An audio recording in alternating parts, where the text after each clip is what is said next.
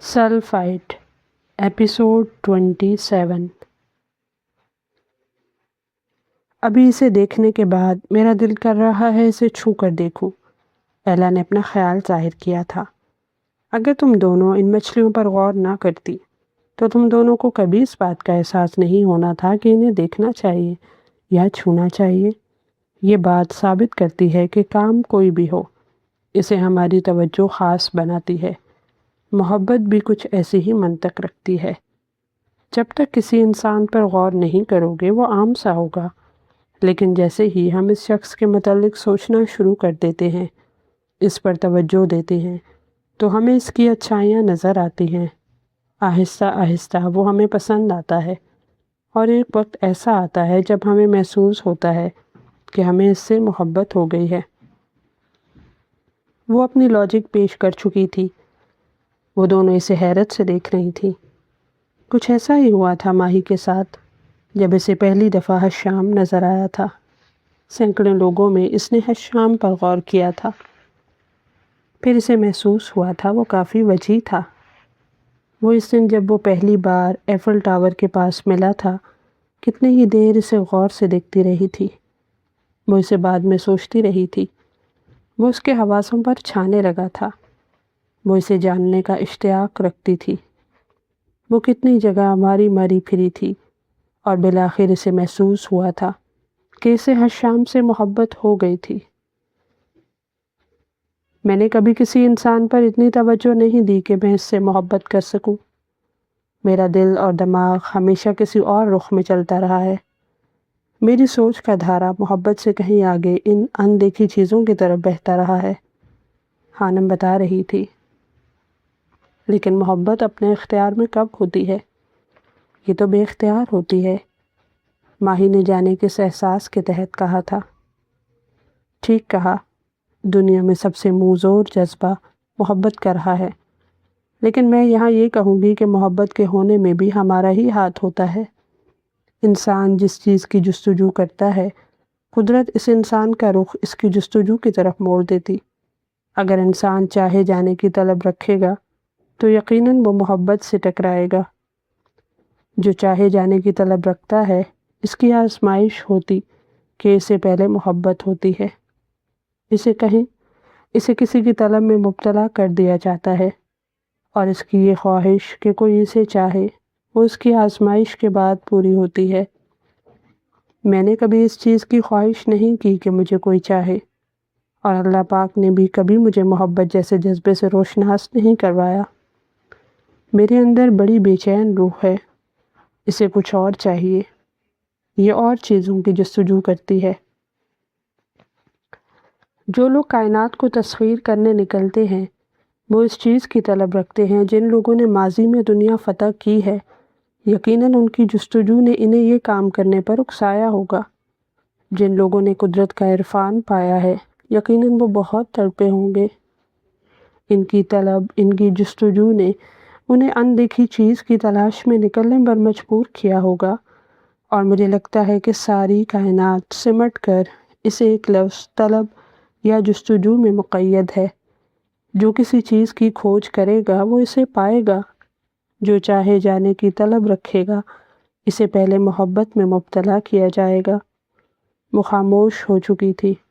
ماہی اور ایلا کو اس کی منطق نے دیورتہ حیرت میں مبتلا کر دیا تھا۔ لیکن ایک بات تو طے ہے کہ انسان کو چاہے جانے کی طلب رکھنی چاہیے۔ جو یہ طلب رکھے گا وہ محبت سے ٹکرائے گا۔ جب وہ محبت سے ٹکرائے گا تو اسے نہ پانے کی صورت میں پاش ہو جائے گا۔ جب اس کی ذات ٹکڑوں میں بٹے گی، تب اسے ہر ٹکڑے پر ایک نئی چیز کا احساس ہوگا۔ جن کی ذات ٹکڑوں میں بٹی ہوتی ہے، وہ بہت حساس ہو جاتے ہیں، اور وہ ان نئی چیزوں کو محسوس کرتے ہیں، اور وہ ان چیزوں کو دیکھتے ہیں جو عام انسان نہیں دیکھ سکتا۔ اسی لیے خالق کائنات نے اس کائنات کی بنیاد محبت پر رکھی ہے۔ یہ اپنے آپ میں ایک بہت بڑی کھوج ہے۔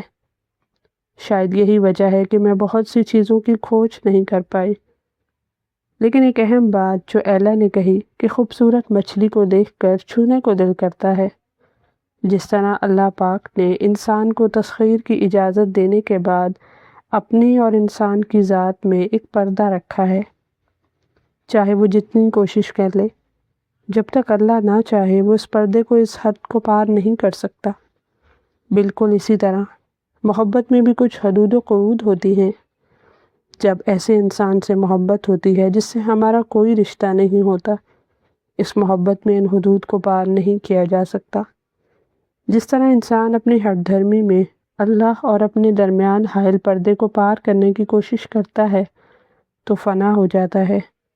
کوہ طور کا واقعہ تو یاد ہی ہوگا۔ بالکل اسی طرح اگر انسان نامحرم کی محبت میں ان حدود کو پار کرتا ہے جو اسے نہیں کرنی چاہیے تھی، تو وہ انسان نہیں رہتا، اپنی خواہشات کا غلام ہو جاتا ہے، جانوروں سے بدتر ہو جاتا ہے۔ ماہی کو سمجھ نہیں آیا کہ وہ کس چیز کو زیادہ اہمیت دے کر گئی تھی، جستجو کو، طلب کو، تلاش کو، یا پھر محبت کو۔ وہ انسان کی طلب سے شروع ہو کر کائنات کا ذکر کر کے واپس محبت پر آ گئی تھی۔ یقیناً کائنات میں ہر چیز اپنی ایک جگہ رکھتی ہے۔ خالق کائنات نے کسی ایک وجود، کسی ایک جذبے کو، خواہ وہ نظر آتا ہو یا نہیں، بلا وجہ پیدا نہیں کیا، اور تم اپنے رب کی کون کون سی نعمت کو جھٹلاؤ گے؟ تم نے میرے نوٹس نہیں لیے؟ خانم حیرت سے میڈی کو تک رہی تھی۔ پروفیسر میکال بہت ضدی ہیں۔ کل تم غیر حاضر تھی، انہوں نے کہا جو اسٹوڈنٹس کلاس میں موجود ہیں صرف انہیں ہی نوٹس ملیں گے، باقی کل ان کے آفس میں جا کر لے لیں۔ ان کا یہ آخری سیمیسٹر چل رہا تھا اور اسی وجہ سے ان پر کافی سختی کی جا رہی تھی۔ اوکے، میں لے کر آتی ہوں۔ خانم غصے سے پروفیسر میکال کے آفس کی طرف بڑھ گئی تھی۔ کمرے کے باہر پہنچنے کے بعد خانم نے دروازے پر دستک دی تھی۔ یس، اندر سے آواز آئی تھی۔ سر، مجھے نوٹس چاہیے۔ اندر آفس میں ایک شخص میز کی جانب رخ کر کے کھڑا ہوا تھا۔ خانم کی طرف اس شخص کی پشت تھی۔ آواز پر اس شخص نے جھٹکے سے پلٹ کر خانم کو دیکھا تھا۔ اپنے سامنے کھڑے شخص کو دیکھ کر خانم کا رنگ پیلا پڑا تھا۔ وہ حیرت سے گنگ اس شخص کو دیکھ رہی تھی، اور ایسا ہی کچھ حال سامنے والے شخص کا تھا۔ خانم، وہ زیر لب بڑبڑایا تھا۔ خانم کو اپنا دل ڈوبتا ہوا محسوس ہوا تھا۔ وہ اس شخص سے صرف ایک دفعہ ملی تھی، کچھ سال پہلے کالج کی میٹنگ والے کمرے میں، جہاں اس شخص نے اپنا تعارف حشام بن جبیل کے نام سے کروایا تھا۔ حشام حیرت اور خوشی کے ملے جلے تاثرات سے اسے دیکھ رہا تھا۔ وہ ایک جھٹکے سے مڑی تھی اور آفس سے باہر نکل گئی تھی۔ خانم کا دل تھک تھک کر رہا تھا۔ وہ جانتی تھی کہ آر جے مر چکا تھا، لیکن اس نے کبھی سوچا نہیں تھا کہ اس کا سامنا آر جے کی فیملی کے کسی شخص سے ہو جائے گا۔ ایسی ہی کچھ حالت حشام کی بھی تھی۔ پروفیسر میکال سے اس کی اچھی خاصی دوستی تھی۔ آج وہ اس سے ملنے آیا تھا، لیکن اسے یقین نہیں آ رہا تھا کہ قسمت اس پر یوں بھی مہربان ہو سکتی تھی۔ پروفیسر میکال جب آفس میں داخل ہوا تو ہر شام کو کرسی پر براجمان کسی گہری سوچ میں غرق پایا تھا۔ کیا ہوا؟ خانم تمہاری اسٹوڈنٹ ہے؟ حشام نے پوچھا۔ ہاں، پروفیسر میکال نے کچھ دیر سوچنے کے بعد جواب دیا تھا۔ مجھے پہلے کیوں نہیں پتہ چلا؟ حشام اپنا سر تھام کر رہ گیا تھا۔ خانم اپنی مخصوص جگہ پر یعنی نہر کے کنارے بیٹھی تھی۔ ہوا کی سرسراہٹ سے دوپٹے کے نیچے سے اس کے بال نکل کر چہرہ چھو رہے تھے۔ پانی سست روی سے بہہ رہا تھا۔ قریبی دانہ چگتے پرندوں کی آواز اس کے کانوں کو بھلی محسوس ہو رہی تھی۔ وہ وہاں اکیلی بیٹھی تھی جب حشام اس کے پاس آ کر بیٹھا تھا۔ خانم نے زیادہ نوٹ نہیں کیا تھا۔ اس جگہ پر روز نئے نئے لوگ اس کے پاس آ کر بیٹھتے تھے۔ کیسی ہیں آپ خانم؟ آواز پر چونک کر خانم نے دیکھا تھا۔ ایک بار پھر اس کے چہرے کا رنگ اڑا تھا، لیکن وہ خود پر کنٹرول کر گئی تھی۔ جی ٹھیک ہوں، وہ زبردستی مسکرائی تھی۔ جب میں اپنے بھائی کے سلسلے میں آپ سے ملنے کالج گیا اور جب میں وہاں سے واپس آیا تو میں نے کبھی نہیں سوچا تھا کہ میں آپ سے یہاں اس شہر میں یوں اچانک ملوں گا۔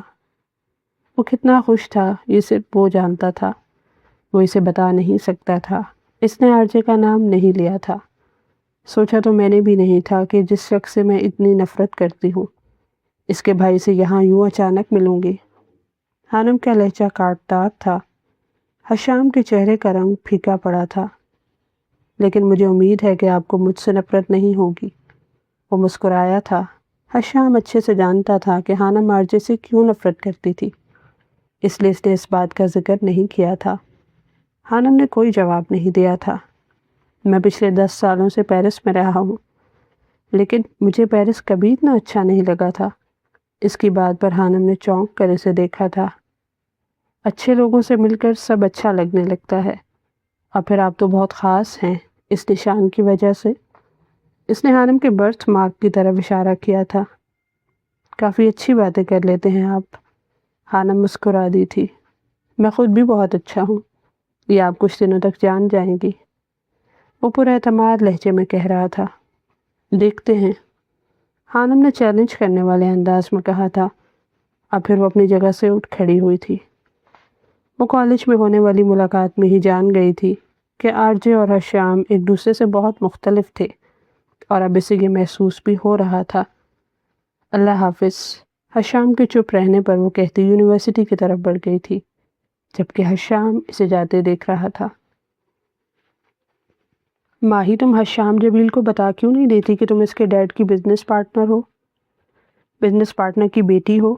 ایلا کو ماہی کی اپنی محبت کے معاملے میں یوں خاموشی کوفت میں مبتلا کر دیتی تھی۔ اس سے کیا ہوگا؟ ماہی نے لیپ ٹاپ پر نظریں جمائے پوچھا تھا۔ اسے احساس تو ہوگا نا کہ تم کوئی عام لڑکی نہیں ہو، شاید اسے تمہاری قدر ہو۔ ایلا، تم پاگل ہو؟ ماہی اس کی بات سن کر مسکرا دی تھی۔ اس کا MBA مکمل ہو گیا تھا۔ وہ یہاں ایک ملٹی نیشنل کمپنی میں جاب کر رہی تھی، اور وہ اس وجہ سے کہ اسے کچھ تجربہ ہو جائے تاکہ وہ اپنے باپ حمدان کا بزنس سنبھال سکے۔ وہ اکثر بزنس کو لے کر حمدان صاحب سے بحث کرتی رہتی تھی۔ میں سچ کہہ رہی ہوں۔ ایلا نے منہ بنایا تھا۔ اس سے پہلے کہ ماہی کچھ کہتی اس کا فون بجا تھا۔ بابا کی کال ہے، ماہی نے کہتے ہوئے کال اٹھائی تھی۔ بیٹا، پیرس میں ضیاء کا بیٹا رہتا ہے، شاید میں نے تمہیں بتایا ہو۔ آج شام ہماری پیرس میں میٹنگ تھی جس میں میرا اور ضیاء کا ہونا لازمی تھا۔ کل کچھ مصروفیات کی وجہ سے میں نہیں آ سکا، اور ضیاء بھی بیمار ہے۔ تم بزنس کو اچھے سے جان گئی ہو، میں چاہتا ہوں میری طرف سے وہ میٹنگ تم اٹینڈ کرو، اور اپنے ساتھ حشام جبیل کو بھی لے کر جاؤ۔ میں ابھی تمہیں ساری ڈیٹیل بھیج دیتا ہوں، اور حشام کا نمبر اور ایڈریس بھی۔ سلام دعا کے بعد حمدان صاحب نے کام کی بات کی تھی۔ جی بابا، وہ بس اتنا ہی کہہ پائی تھی۔ لو، ہو گئی تمہاری خواہش پوری۔ اب پتہ چل جائے گا مسٹر جبیل صاحب کو۔ ماہی مسکرا دی تھی۔ وہ خوش تھی، اور یہ خوشی حشام جبیل سے ملنے کی تھی۔ حشام ماہین حمدان کو دیکھ کر حیران رہ گیا تھا۔ اس نے کبھی سوچا نہیں تھا کہ ماہین حمدان سیٹھ حمدان کی بیٹی تھی۔ وہ دونوں میٹنگ کے لیے نکلے تھے۔ اسے دیکھ کر ماہی کی آنکھوں میں جگنو سے جل اٹھے تھے۔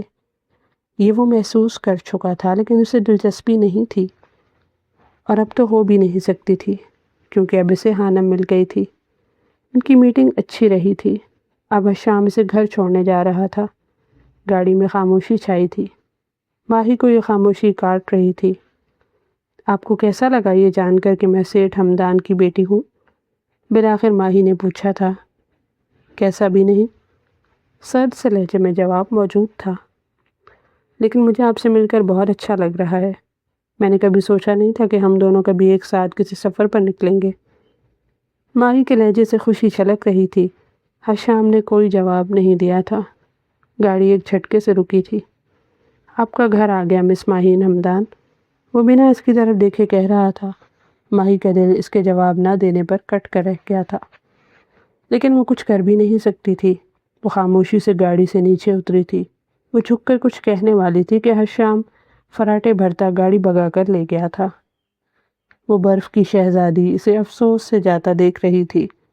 سارے رشتے بھلائے جائیں گے، اب تو غم بھی گوائے جائیں گے، جانیے کس قدر بچے گا وہ، اس سے جب ہم گھٹائے جائیں گے، اس کو ہوگی بڑی پشیمانی، اب جو ہم آزمائے جائیں گے۔ کیا غرض دور جام سے ہم کو، ہم تو شیشے چبائے جائیں گے۔ میری امید کو بجا کہہ کر سب مراد، سب میرا دکھ بڑھائے جائیں گے۔ کم سے کم تجھ گلی میں جانا، دھوم تو ہم مچائے جائیں گے۔ زخم پہلے کے اب سفید نہیں، اب نئے زخم کھائے جائیں گے۔ شاخسارہ تمہارے سارے پرند ایک نفس میں اڑائے جائیں گے۔ ہم جواب تک کبھی نہ پائے گئے، کن زمانوں میں پائے جائیں گے۔ آگ سے کھیلنا ہے شوق اپنا، اب تیرے خط جلائے جائیں گے۔ جمع کیا ہے ہم نے غم دل میں، اس کا اب سود کھائے جائیں گے۔ شہر کی محفلوں میں ہم اور وہ ساتھ اب کیوں بلائے جائیں گے۔ ہے ہماری رسائی اپنے میں، ہم خود اپنے میں آئے جائیں گے۔ ہم نہ ہو کر بھی شہر بودش میں آئے جائیں گے، جائے جائیں گے۔ مجھ سے کہتا تھا کل یہ شاہ بلوط، سارے سائے جلائے جائیں گے۔ ہوگا جس دن فنا سے اپنا وصال، ہم نہایت سجائے جائیں گے۔ جون یوں ہے کہ آج کے موسیٰ، آگ بس آگ لائے جائیں گے۔ ہر شام بہانوں سے خانم سے ملنے لگا تھا۔ وہ جہاں ہوتی وہ بھی اتفاقاً پہنچ جاتا تھا۔ خانم نے کبھی اس بات کو نوٹ نہیں کیا تھا، آج بھی وہ اسے ہی تلاش کر رہا تھا۔ بی جان اسے شادی کا کہہ رہی تھی، وہ اس پر دباؤ ڈال رہی تھی، اور آج وہ اسی سلسلے میں خانم سے ملنے والا تھا۔ وہ اسے اپنے دل کی بات بتانے والا تھا تاکہ بعد میں بی جان کو اپنی پسند بتا سکے، لیکن پہلے وہ خانم کی پسند جاننا چاہتا تھا۔ وہ اسے نہر کے کنارے پرندوں کو دانہ ڈالتی نظر آ گئی تھی۔ حشام ہاتھ میں پکڑا کیک لیے اس کی طرف بڑھا تھا۔ آج حشام کا برتھ ڈے تھا۔ وہ جانتا تھا کہ خانم نہیں جانتی تھی، اور وہ یہ بھی جانتا تھا کہ وہ اسے وش نہیں کرے گی، لیکن وہ اس دن کو خاص بنانا چاہتا تھا۔ السلام علیکم، کیسی ہیں آپ؟ خانم کے قریب پہنچنے پر اس نے پوچھا تھا۔ جی میں بالکل ٹھیک ہوں، آپ سنائیں، اور یہ کیک کس لیے؟ آج میرا برتھ ڈے ہے، اور جب سے میں پیرس آیا ہوں یہ پہلا موقع ہے کہ میں کیک کاٹنے جا رہا ہوں، اور وہ بھی بہت ہی خاص شخصیت کے ساتھ۔ ہیپی برتھ ڈے مسٹر حشام جبیل۔ اس کی بات سن کر خانم مسکرا دی تھی۔ شکریہ، وہ بھی مسکرایا تھا۔ دیر نہیں کرنی چاہیے پھر، ویسے بھی مجھے کیک بہت پسند ہے کھانے میں۔ وہ دونوں وہیں کنارے پر بیٹھ گئے تھے۔ میں آج آپ سے کچھ مانگنے آیا ہوں۔ کیک کاٹنے کے بعد حشام سنجیدہ لہجے میں کہا تھا۔ اس کے لہجے میں کچھ تھا۔ خانم نے چونک کے اسے دیکھا تھا۔ آج میرا جنم دن ہے، اس دن لوگوں کو بہت سے تحائف ملتے ہیں، مجھے بھی ایک تحفہ چاہیے، وہ بھی آپ سے۔ اس کی بات سن کر خانم کو ایک غیر معمولی سا احساس ہوا تھا۔ آج وہ کسی اور لہجے میں بول رہا تھا۔ جی مانگے، خانم نے دھڑکتے دل سے کہا تھا۔ آج اس خوبصورت دن کے اختتام پر جس میں آپ میرے ساتھ ہیں، مجھے آپ سے خانم چاہیے۔ آپ میرے لیے سب سے بڑا تحفہ ہیں۔ آپ مجھ سے شادی کریں گی مس ام خانم؟ حشام نے گویا دھماکہ کیا تھا۔ خانم اپنے پیلے پڑتے چہرے کے ساتھ اسے دیکھ رہی تھی۔ اسے حشام سے اس بات کی امید نہیں تھی۔ یہ کیا کہہ رہے ہیں آپ؟ خانم جیسے خواب سے جاگی تھی۔ وہ ایک جھٹکے سے کھڑی ہوئی۔ میں چاہتا ہوں آپ کو، اور شادی کرنا چاہتا ہوں۔ حشام نے بھی اٹھتے ہوئے اپنی بات دہرائی تھی۔ بس کریں آپ، خانم نے ہاتھ اٹھا کر منع کرتے ہوئے کہا۔ آپ نے سوچا بھی کیسے؟ خانم کا چہرہ غصے سے سرخ ہو گیا تھا۔ آپ اچھے انسان ہیں، لیکن مجھے آپ میں دلچسپی نہیں ہے، اور نہ کبھی تھی۔ لیکن مجھے لگا کہ حشام کا دل ڈوبا تھا، کہ میں نے اگر مسکرا کر بات سن لی آپ کی تو میں آپ میں دلچسپی لینے لگی ہوں۔ یہ لگا تھا آپ کو؟ خانم کا لہجہ کاٹدار تھا۔ حشام حیرت سے اسے دیکھ رہا تھا۔ اتنی تلخی آرجے کے لہجے میں ہوا کرتی تھی۔ اگر لڑکی مسکرا کر بات کر لے تو مردوں کو ایسا کیوں لگتا ہے کہ وہ لائن پر آ گئی ہے؟ شدت جذبات سے حانم کی آواز کانپ رہی تھی۔ اب کی بار شام کا چہرہ سرخ ہوا تھا۔ اسے امید نہیں تھی کہ حانم اس طرح ری ایکٹ کرے گی۔ پلیز حانم، اس طرح کے الفاظ مت استعمال کرو، حشام نے التجا کی تھی۔ حانم نے آنکھیں میچ کر ایک گہری سانس لے کر خود کو نارمل رکھنے کی کوشش کی تھی۔ دیکھیں آپ بہت اچھے ہیں، لیکن جو آپ چاہ رہے ہیں ویسا کبھی نہیں ہو سکتا۔ اب کی بار حانم نے نرم لہجے میں کہا تھا۔ لیکن کیوں؟ کیا کمی ہے مجھ میں؟ یا پھر کسی اور کو پسند کرتی ہیں آپ؟ حشام کا دل کرلا رہا تھا۔ اس نے کبھی سوچا نہیں تھا کہ اس جیسی شخصیت کا مالک جب کسی کو پروپوز کرے گا تو اسے آگے سے اس طرح کی باتیں سننے کو ملیں گی۔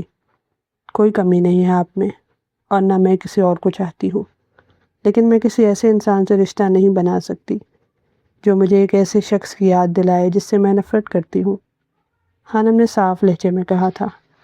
حشام ایک گہری سانس لے کر رہ گیا تھا۔ اس سے پہلے کہ حشام کچھ کہتا، سڑک کنارے سے ماہی کی گاڑی آ کر رکی تھی۔ اسے حانم نے ہی کال کر کے پک کرنے کو کہا تھا، اور پھر حشام آ گیا تھا۔ مجھے امید ہے کہ آئندہ یہ بات نہیں دہرائی جائے گی، وہ کہہ کر گاڑی کی طرف بڑھ گئی تھی۔ ماہی نے حانم کو حشام کے ساتھ دیکھ لیا تھا۔ وہ پھٹی پھٹی آنکھوں سے دونوں کو دیکھ رہی تھی۔ اس نے کبھی خواب میں بھی نہیں سوچا تھا کہ وہ دونوں ایک ساتھ ہوں گے۔ حشام خاموشی سے اسے جاتے دیکھ رہا تھا۔ گاڑی کا شیشہ نیچے کیے ماہی حیرت اور خوف کے تاثرات سے اسے ہی دیکھ رہی تھی۔ کیا حانم ماہین کی کزن ہے؟ وہ حیرت سے سوچ رہا تھا۔ اسے کچھ دیر پہلے حانم نے بتایا تھا کہ اسے اس کی کزن لینے آ رہی تھی۔ حانم گاڑی میں بیٹھ چکی تھی اور پھر ماہی گاڑی بڑھا کر لے گئی تھی۔ وہ تھک ہار کر وہیں بیٹھ گیا تھا۔ کتنا خوش تھا آج وہ، اور کیا ہوا تھا اس کے ساتھ؟ وہ مضبوط اعصاب کا مالک تھا، لیکن اس نے اپنے اندر دل کو روتے محسوس کیا تھا۔ شاید وہ جان نہیں پایا تھا کہ اس کا رویہ ماہی کو کتنا تکلیف دیتا تھا۔ سب ختم ہو گیا تھا۔ وہ اچھے سے جانتا تھا کہ حانم کی نہ کبھی ہاں میں نہیں بدلنے والی تھی۔ آپ دکھا تو رہے ہیں دل، مگر خیال کیجیے گا خدا کو پتہ نہ چلے۔ تم حشام کو کب سے جانتی ہو حانم؟ ماہی کی آواز پر حانم نے چونک کر اسے دیکھا تھا۔ کافی سالوں پہلے پاکستان میں ملاقات ہوئی تھی، لیکن جان پہچان ابھی کچھ دن پہلے یونیورسٹی میں ہوئی ہے، حانم نے صاف صاف بتا دیا تھا۔ ماہی کا دل دھڑک رہا تھا۔ آج ان کا برتھ ڈے تھا۔ ہاں، حانم بس اتنا ہی کہہ پائی تھی۔ وہ حشام والے موضوع پر بات نہیں کرنا چاہتی تھی۔ اسے سر درد اٹھتا محسوس ہو رہا تھا۔ ماہی کا دل کٹ کر رہ گیا تھا۔ یہ وہ بھی جانتی تھی کہ آج حشام کا برتھ ڈے تھا، اور وہ اسے صبح سب سے پہلے وش کر چکی تھی، لیکن حشام نے اس کے میسج کا جواب دینا بھی ضروری نہیں سمجھا تھا، اور خود حانم کے ساتھ کیک کاٹ رہا تھا۔ ماہی نے آنکھوں میں آئی نمی کو مشکل سے اندر کی طرف کھینچا تھا۔ لیکن تم اسے کیسے جانتی ہو؟ اچانک حانم کو احساس ہوا تو اس نے پوچھا تھا۔ بابا کے بزنس پارٹنر کا بیٹا ہے، کچھ دن پہلے میں اسی کے ساتھ میٹنگ کے لیے گئی تھی۔ ماہی کے لہجے میں نمی سے گھل گئی، جسے حانم نے صاف محسوس کیا تھا، لیکن وہ کچھ نہ بولی۔ اس نے فیصلہ کر لیا تھا کہ آج کے بعد وہ حشام جبیل کی بات نہیں سننے والی۔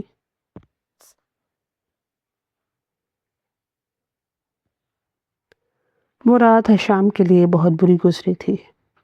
بے شک وہ ایسی باتوں کو لے کر زیادہ جذباتی نہیں ہوتا تھا۔ بے شک وہ اسے کافی سالوں سے چاہتا آ رہا تھا، لیکن اس کے لیے سب سے زیادہ اہم اس کی بی جان تھی، جو بہت اچھی تھی اور اس سے بہت پیار کرتی تھی۔ محبت کے معاملے میں زبردستی نہیں چلتی، یہ بات حشام جان چکا تھا۔ وہ جیسے ماہی کو اپنا نہیں سکا، ویسے ہی حانم نے اسے اپنانے سے انکار کر دیا تھا۔ دل تو ٹوٹا تھا اس کا، جیسے وہ ماہی کا توڑتا تھا، لیکن اس سے رویا نہیں جا رہا تھا۔ میں نے تمہارے لیے سارا کو پسند کر لیا ہے حشام، وہ بہت اچھی لڑکی ہے، اور سب سے بڑھ کر میری اپنی بھانجی ہے۔ بی جان نے گویا بم پھوڑا تھا، لیکن بی جان وہ کچھ کہنا چاہتا تھا۔ لیکن کیا حشام، کوئی اور پسند ہے تمہیں تو بتاؤ، لیکن یاد رکھنا جو بھی پسند ہو مجھے قبول ہوگی، بس وہ سید خاندان سے ہو۔ تم اپنے خاندان کی روایات کو اچھے سے جانتے ہو۔ بی جان کی بات سن کر وہ اذیت سے آنکھیں میچ گیا تھا۔ وہ ہر طرف سے پھنسا ہوا تھا۔ سب سے پہلے تو حانم انکار کر چکی تھی۔ اگر وہ مان بھی جاتی تو چھوٹے بابا سائیں یعنی سید جمیل کبھی نہ مانتے۔ اسے سمجھ نہیں آ رہا تھا کہ وہ کیا کرے۔ میں کچھ پوچھ رہی ہوں حشام، بی جان کی آواز ابری تھی۔ مجھے سوچنے کے لیے کچھ وقت چاہیے بی جان۔ کتنا وقت؟ اور بات سالوں پر نہ جائے۔ اب میں تمہارے سر پر صحرا دیکھنا چاہتی ہوں۔ تمہاری عمر کے سبھی لڑکوں کی شادی ہو چکی ہے، بس ایک تم ہی رہتے ہو۔ بی جان کا انداز حکمیہ تھا۔ وہ رشتوں میں بندھا لڑکا جس کے لیے رشتے اس کی محبت سے زیادہ معنی رکھتے تھے، وہ کبھی بغاوت نہیں کر سکتا تھا۔ یہ بات بی جان اچھے سے جانتی تھی۔